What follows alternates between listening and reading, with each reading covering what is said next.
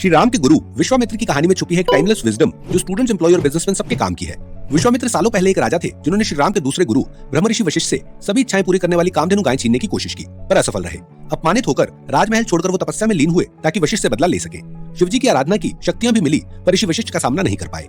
उन्हें एहसास हुआ कि उन्हें ब्रह्म बलम मतलब अपनी इंद्रियों, मन और बुद्धि को वश में करने की शक्ति प्राप्त करनी होगी, क्योंकि ब्रह्म बलम ही वशिष्ठ की शक्ति और उनके ब्रह्म ऋषि की उपाधि का कारण है। वो फिर तपस्या में लीन हुए, जिसके दौरान मेनका ने वासना की भावना उनमें जगाई, ब्रह्मा ने क्रोध की, कामधेनु गाय हासिल करने की चाह और वशिष्ठ से बदला लेने की भावना तो उनके मन में थी ही। लेकिन समय के साथ सब नकारात्मक सोच को खत्म कर पूर्ण रूप से उन्होंने अपनी इंद्रियों, मन और बुद्धि को वश में किया, तो ब्रह्मा जी ने उन्हें खुद ब्रह्म ऋषि की उपाधि दी। एक इंटरेस्टिंग बात, मान्यता है कि गायत्री मंत्र की उत्पत्ति विश्वामित्र की इसी तपस्या के दौरान हुई, और अब जब वो वशिष्ठ से टक्कर लेने के लिए तैयार हुए तो उनमें कोई बदले की भावना नहीं थी, न कामधेनु गाय पाने की डिजायर थी। रामायण के बाल कांड में राजा जनक के राजपुरोहित श्री राम और लक्ष्मण को ये कहानी सुनाते हुए शायद यही संदेश देते हैं कि real strength lies in self control. Raja Kaushik को इसी सेल्फ कंट्रोल को जीवन में लाकर विश्वामित्र बनने के लिए कई साल प्रैक्टिस करनी पड़ी।